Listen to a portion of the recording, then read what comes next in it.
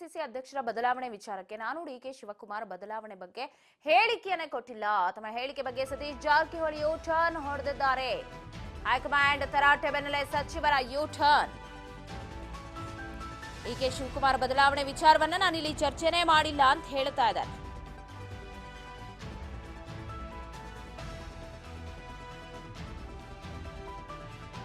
ಸಚಿವರು ಚಾರ್ಜ್ ಮಾಡಿದ ಮೇಲೆ ಯು ಟರ್ನ್ ಹೊಡೆದಿದ್ದಾರೆ. ಹೈಕಮಾಂಡ್ ಚಾರ್ಜ್ ಮಾಡಿದ ಮೇಲೆ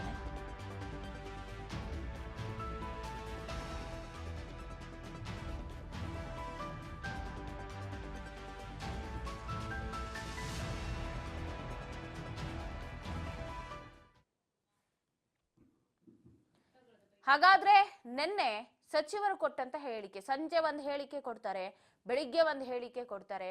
ಬೆಳಿಗ್ಗೆ ಕೊಟ್ಟಿದ್ದ ಹೇಳಿಕೆ ಮೇಲೆ ಯಾಕೆ ಸತೀಶ್ ಜಾರಕಿಹೊಳಿ ಸ್ಟಿಕ್ ಆನ್ ಆಗ್ಲಿಲ್ಲ? ಯು ಟರ್ನ್ ಹೊಡೆದಿದ್ದಾದ್ರೂ ಯಾಕೆ? ಕೆಲ ಹೇಳಿಕೆಯಲ್ಲಿ ಸತ್ಯಾಂಶ ಇಲ್ಲ, ಮುಂದಿನ ಸಂಘಟನೆ ದೃಷ್ಟಿಯಿಂದ ಸಲಹೆ ನೀಡಿದ್ದೀವಿ, ವೇಗದ ಸ್ಥಿತಿಯಲ್ಲಿ ನಮ್ಮ ಹೇಳಿಕೆಯನ್ನು ತಪ್ಪಾಗಿ ಅರ್ಥೈಸಿಕೊಳ್ಳಲಾಗಿದೆ ಅಂತ ಹೇಳಿದ್ರು. ಇನ್ನು ಹೈಕಮಾಂಡ್ ವರಿಷ್ಠರ ಮನವೊಲಿಸೋದಕ್ಕೆ ನಾನು ದೆಹಲಿಗೆ ಹೋಗ್ತಿಲ್ಲ, ಕರ್ನಾಟಕ ಭವನದ ಉದ್ಘಾಟನೆ ಹಿನ್ನೆಲೆಯಲ್ಲಿ ಪರಿಶೀಲನೆಗೆ ತೆರಳುತ್ತಾ ಇದ್ದೀನಿ, ಪಕ್ಷದ ನಾಯಕರು ಕಾರ್ಯಕರ್ತರಲ್ಲಿ ಯಾವುದೇ ಗೊಂದಲ ಬೇಡ ಅನ್ನೋ ಹೇಳಿಕೆನ ಸಂಜೆ ಕೊಡ್ತಾರೆ. ಸೊ ಯಾಕೆ ಈ ರೀತಿ ಹೇಳಿದ್ರು? ಹಾಗಾದ್ರೆ ಏನ್ ಹೇಳಿದ್ರು ಬೆಳಿಗ್ಗೆ ಸಂಜೆ ಅಂತ ಕೇಳ್ಕೊಂಬರೋಣ ಬನ್ನಿ. ಏನೇನು ಮಾಡಬೇಕು, ಏನು ಪ್ಲಸ್ ಇದೆ, ಏನು ಮೈನಸ್ ಇದೆ, ಇವನ್ ಮತ್ತೆ ಸರಿ ಮಾಡ್ಕೊಳ್ಳುವಂಥ ಬಗ್ಗೆ ಚರ್ಚೆ ಆಗಿದೆ. ಆ ಚರ್ಚೆ ಇನ್ನೂ ಮಾಡಿದ್ವಿ, ನಿನ್ನೂ ಮಾಡಿದ್ವಿ. ಮಾಡೋಂಗಿದ್ರೆ ಆದಷ್ಟು ಬೇಗ ಹೊಸ ಅಧ್ಯಕ್ಷನ ಇಲ್ಲ ಇದ್ದವ್ರನ್ನ ಮುಂದುವರಿಸಿ, ಇಲ್ಲ ಹೊಸ ಮಾಡೋದ್ರೆ ಬೇಗ ಮಾಡಿ. ಗೊಂದಲ ಇದೆ, ಅದು ಬರೀ ಚರ್ಚೆ ಅದೇ ಆಗ್ತಾ ಇದೆ. ಯಾವ್ದಕ್ಕಾರು ಒಂದು ಇತಿಶ್ರೀ ಮಾಡಿ ಹೇಳಿದ್ದೀವಿ. ನೋಡೋಣ, ಇದು 25 ನಂತರ ಅದ್ರ ಬಗ್ಗೆ ಚರ್ಚೆ ಮಾಡ್ತೀವಿ ಅಧ್ಯಕ್ಷ ಜೊತೆ, CM ಜೊತೆ ಅಂತ ಹೇಳಿದ್ದಾನೆ.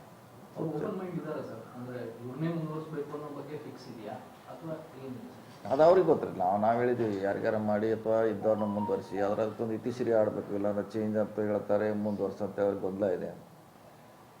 ಯಾವ್ದಾರ ಒಂದು ಮಾಡಬೇಕು, ಫುಲ್ ಪ್ಲೇಜ್ ಅಧ್ಯಕ್ಷ ಬೇಕಂತ ಹಿಂದೂ ಹೇಳಿದ್ದೆ ನಾವು, ಇವತ್ತು ಕೂಡ ಅದನ್ನೇ ಹೇಳ್ತೀವಿ. ಯಾಕಂದರೆ ಒಂದು ಪಕ್ಷಕ್ಕೆ ದೊಡ್ಡ ಪಕ್ಷ ಇದೆ, ಸಾರಥಿ ಒಬ್ಬರು ಪರ್ಮನೆಂಟ್ ಆಗಿ ಬೇಕಿದೆ. ಏನೇನು ಮಾಡಬೇಕು. ಇವತ್ತು ಬೆಂಗಳೂರಿನಲ್ಲಿ ಬೆಳಗ್ಗೆ ಒಂದು ಪತ್ರಿಕಾಗೋಷ್ಠಿ ಉದ್ದೇಶಿ ಮಾತಾಡಿದ ಸಂದರ್ಭದಲ್ಲಿ ಕೆಲವು ವಿಚಾರಗಳು ಸತ್ಯಕ್ಕೆ ದೂರವಾಗಿದೆ. ಕೆಲವು ಸಂಜೆ ಪತ್ರಿಕೆಗಳಲ್ಲಿ ಕೂಡ ಗಮನಿಸಿದ್ದೇನೆ. ಅದರಲ್ಲಿ KPCC ಹೊಸಬರ ಅಧ್ಯಕ್ಷರಾಗಲಿ, ಇನ್ನೊಂದು ಕಡೆ ಸಾಹುಕಾರ ಸಮರ DK ಶಿವಕುಮಾರ್ ವಿರುದ್ಧ ಅಂತ ಇವತ್ತು ಸಂಜೆಗೆ ಬಂದಿದೆ. ಬಹುಶಃ ನಾಳಿನ ಪತ್ರಿಕೆಯಲ್ಲಿ ಯಾವ ರೀತಿ ಟಿಪ್ಪಣಿಗಳು ಬರ್ತಾರೆ ಗೊತ್ತಿಲ್ಲ, ಮತ್ತು TV ಚಾನೆಲ್ಗಳಲ್ಲಿ ಯಾವ ರೀತಿ ಅದು ವ್ಯಾಖ್ಯಾನ ಮಾಡ್ತಾರೆ ಗೊತ್ತಿಲ್ಲ. ನಾ ಹೇಳಿದ್ರಲ್ಲಿ ಕೆಲವು ಸತ್ಯಾಂಶ ಇದೆ, ಕೆಲವು ಇಲ್ಲದನ್ನ ವೈಭವೀಕರಣ ಮಾಡುವಂಥ ಪ್ರಯತ್ನ ಆಗಿದೆ. ಅದಕ್ಕಾಗಿ ಮಾಧ್ಯಮ ಮಿತ್ರರಿಗೆ ಮತ್ತು ಸಾರ್ವಜನಿಕರಿಗೆ ಕೆಲವು ಅಂಶಗಳನ್ನು ತಿಳಿಯುವಂಥ ಪ್ರಯತ್ನ ಮಾಡ್ತಾ ಇದ್ದೀನಿ. ನಾನು ಕೂಡ ಯಾವಾಗಲೂ DK ಶಿವಕುಮಾರ್ ಬದಲಾವಣೆ ಮಾಡಲಿಕ್ಕೆ ಯಾವಾಗಲೂ ನಾನು ಹೇಳಿಲ್ಲ. ಆದರೆ ಪಕ್ಷದಲ್ಲಿ ಮುಂದಿನ ಸಂಘಟನೆ ದೃಷ್ಟಿಯಿಂದ, ಚುನಾವಣೆ ದೃಷ್ಟಿಯಿಂದ ಕೆಲವು ಸಲಹೆಗಳನ್ನು ಕೊಟ್ಟಿದ್ದೀನಿ. ನಮ್ಮ ಹೊರತಾಗಿ ಅವ್ರನ್ನ ಬದಲಾವಣೆ ಮಾಡುವಂಥ ಹೇಳಿಕೆಗಳನ್ನ ಹಿಂದೂ ಕೂಡ ಕೊಟ್ಟಿಲ್ಲ, ಇವತ್ತು ಕೂಡ ಕೊಟ್ಟಿಲ್ಲ, ಮುಂದೆ ಕೂಡ ಕೊಡುವಂಥ ಪ್ರಶ್ನೆ ಉದ್ಭವ ಆಗೋಲ್ಲ. ಆದರೆ ಇವತ್ತಿನ ವೇಗದ ಸ್ಥಿತಿಯಲ್ಲಿ ನಾವು ಹೇಳೋದನ್ನ ಜನ ತಪ್ಪಾಗಿ ಅರ್ಥೈಸ ಮಾಡಬಾರ್ದು, ಅದಕ್ಕೆ ಸ್ಪಷ್ಟೀಕರಣ ಕೊಡ್ತಾ ಇದ್ದೇನೆ. ತಮ್ಮ ಪೇಜ್ನಲ್ಲಿ ಹೈಕಮಾಂಡ್ ನಿರ್ಧಾರ ಅಂತ ಬರಬೇಕಾಗಿತ್ತು, ಆದರೆ ಇಲ್ಲಿ ನೇರವಾಗಿ ಇದು ಕೆಳಗಡೆ ಬರಬೇಕಾಗಿತ್ತು, ಹೈಕಮಾಂಡ್ ಮೇಲ್ಗಡೆ ಬರಬೇಕಾಗಿತ್ತು. ನಾನು ಕೆಳಗಡೆ ಬಂದಿದ್ದೆ ಹೈಕಮಾಂಡ್ ನಿರ್ಧಾರ ಮಾಡೋದಕ್ಕಂತ. ಬಹುಶಃ ಅದೇ ಮೇಲೆ ಬಂದರೆ ಒಳ್ಳೆಯದಾಗ್ತಿತ್ತು. ಇನ್ನು ಹೈಕಮಾಂಡ್ ಮನವೊಲಿಸಲಿಕ್ಕೆ ಮುಂದಿನ ವಾರ ಡೆಲ್ಲಿಗೆ ಹೋಗ್ತೀನಿ ಅಂತ ಬಂದಿನಿ. ಹೈಕಮಾಂಡ್ ಮನವೊಲಿಸಲಿಕ್ಕೆ ಡೆಲ್ಲಿಗೆ ನಾನು ಪತ್ರಿಕಾಗೋಷ್ಠಿಯಲ್ಲಿ ಹೇಳಿದ್ದು, ನಾನು ಡೆಲ್ಲಿಗೆ ಹೋಗ್ತಾ ಇರೋದು ನನ್ನ ಕರ್ನಾಟಕ ಇವಾಗ ಮತ್ತಷ್ಟು ಅಪ್ಡೇಟ್ಸ್ ಕೊಡ್ತಾರೆ ಪ್ರತಿನಿಧಿ ಬಸವರಾಜ್ ಫೋನ್ ಸಂಪರ್ಕದಲ್ಲಿದ್ದಾರೆ. ಬಸವರಾಜ್, ಎಲ್ಲೋ ಮೊದಲೆಲ್ಲ ಡಿನ್ನರ್ ಪಾಲಿಟಿಕ್ಸ್ ಆಗಿರ್ಬೋದು, ಅಲ್ಲಿ ಪವರ್ ಶೇರಿಂಗ್ ವಿಚಾರ ಆಗಿರ್ಬೋದು, ಸಾಕಷ್ಟು ಚರ್ಚೆ ಮಾಡ್ತಾ ಇದ್ದಾರೆ. ಅದರಲ್ಲಿ Satish Jarkiholi, G Parameshwar, H C Mahadevappa ಇವರೆಲ್ಲ ಹೆಸರುಗಳು ಕೇಳಿ ಬರ್ತಾ ಇತ್ತು. ಸಡನ್ ಆಗಿ ಈಗ ಸತೀಶ್ ಜಾರಕಿಹೊಳಿ ಅವ್ರು ನೆನೆ ಬೆಳಗ್ಗೆ ಹೇಳಿದ್ದೇ ಬೇರೆ ಹೇಳಿಕೆ, ಸಂಜೆ ಕೊಟ್ಟಿದ್ದೇ ಬೇರೆ ಹೇಳಿಕೆ. ಸಡನ್ ಈ ಯೂ ಟರ್ನಿಗೆ ಏನ್ ಕಾರಣ? ಎಲ್ಲೋ ವಾರ್ನಿಂಗ್ ಏನಾದ್ರು ಕೊಟ್ರ ವರಿಷ್ಠರು ಏನು ಅಂತ?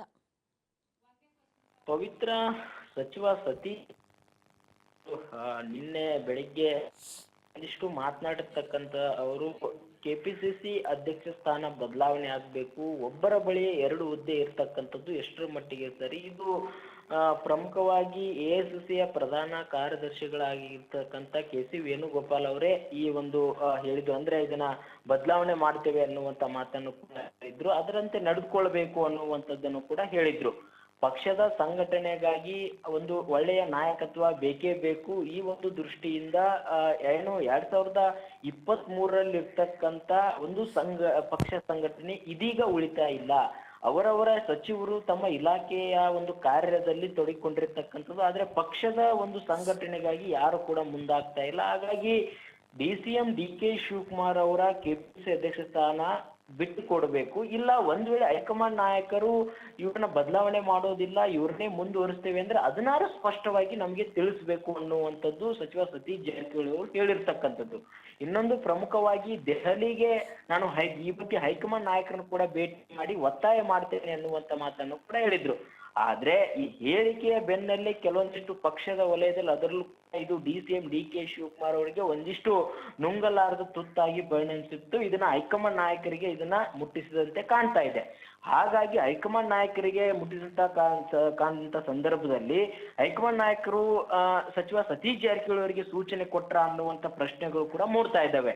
ಅದಾದ ಬಳಿಕ ಸಂಜೆ ಸ್ವತಃ ಅವರೇ ಸಚಿವ ಸತೀಶ್ ಜಾರಕಿಹೊಳಿ ಹೇಳಿರ್ತಕ್ಕಂಥದ್ದು, ನಾನು ಯಾವುದೇ ರೀತಿಯಾಗಿರ್ತಕ್ಕಂಥ DCM DK ಶಿವಕುಮಾರ್ ಅವರ ಬದಲಾವಣೆ ಮಾಡಬೇಕು ಅಂತಕ್ಕಂಥದ್ದು ನಾನು ಹೇಳಿಲ್ಲ. ಮತ್ತೆ ಇನ್ನೊಂದು ಅವರ ಬದಲಾವಣೆಗೋಸ್ಕರ ನಾನು ಒತ್ತಾಯ ಮಾಡ್ಲಿಕ್ಕೆ ದೆಹಲಿಗೆ ಹೋಗ್ತಾ ಇದ್ದೇನೆ ಅನ್ನುವಂಥದ್ದನ್ನು ಕೂಡ ಹೈಕಮಾಂಡ್ ನಾಯಕರನ್ನ ಭೇಟಿ ಮಾಡ್ತೇನೆ ಅನ್ನುವಂಥದ್ದು ಕೂಡ ನಾನು ಹೇಳಿಲ್ಲ. ಆದ್ರೆ ಕರ್ನಾಟಕದ ಭವನ ಉದ್ಘಾಟನೆ ಆಗುವಂಥದ್ದು ಇದೆ, ಹಾಗಾಗಿ ಅದನ್ನ ನಾನು ಪರಿಶೀಲನೆಗೆ ಹೋಗ್ತಾ ಇದ್ದೇನೆ ಹೊರತು ಈ ಒಂದು ವಿಚಾರವನ್ನೇ ಪ್ರಸ್ತಾಪ ಮಾಡ್ಲಿಕ್ಕೆ ನಾನು ದೆಹಲಿಗೆ ಹೋಗ್ತಾ ಇಲ್ಲ. ಹಾಗಾಗಿ ಇದನ್ನ ತಪ್ಪಾಗಿ ಅರ್ಥೈಸಿಕೊಂಡಿರ್ತಕ್ಕಂಥದ್ದವರು ಮಾಧ್ಯಮದವರು ಇದನ್ನ ಸರಿಪಡಿಸಬೇಕು ಅನ್ನುವಂಥದ್ದು ಮಾಧ್ಯಮದಲ್ಲಿ ಕೂಡ ಮಾಧ್ಯಮಗಳಿಗೂ ಕೂಡ ವಿನಂತಿಯನ್ನ ಸಚಿವ ಸತೀಶ್ ಜಾರಕಿಹೊಳಿ ಅವರು ಮಾಡಿರ್ತಕ್ಕಂಥದ್ದು. ಹಾಗಾಗಿ ಒಂದಿಷ್ಟು ಹೇಳಿಕೆಯನ್ನ ರೆಬಲ್ ಆಗಿ ಕೊಟ್ಟಿರ್ತಕ್ಕಂಥ ನಾಯಕ ಈಗ ತತ್ಕ್ಷಣವೇ ಸಂಜೆ ಒಂದಿಷ್ಟು ಇದನ್ನ ನಾನು ಈ ರೀತಿಯಾಗಿರ್ತಕ್ಕಂಥದ್ದು ಹೇಳಿಲ್ಲ, ನಾನು ಪಕ್ಷದ ಹಿತದೃಷ್ಟಿಯಿಂದ ಹೇಳಿದ್ದೇನೆ, ಇದನ್ನ ತಿರುಚಿದ್ದಾರೆ ಅನ್ನುವಂಥದ್ದನ್ನು ಹೇಳಿರ್ತಕ್ಕಂಥದ ಹಿನ್ನೆಲೆಯೂ ಕೂಡ ಒಂದಿಷ್ಟು ಹೈಕಮಾಂಡ್ ನಾಯಕರ ಗಮನಕ್ಕೂ ಕೂಡ ಈ ಹೇಳಿಕೆಯನ್ನ DCM DK ಶಿವಕುಮಾರ್ ಅವರು ಮುಟ್ಟಿಸಿದ್ರ ಅನ್ನುವಂಥದ್ದು ಕೂಡ ಇಲ್ಲಿ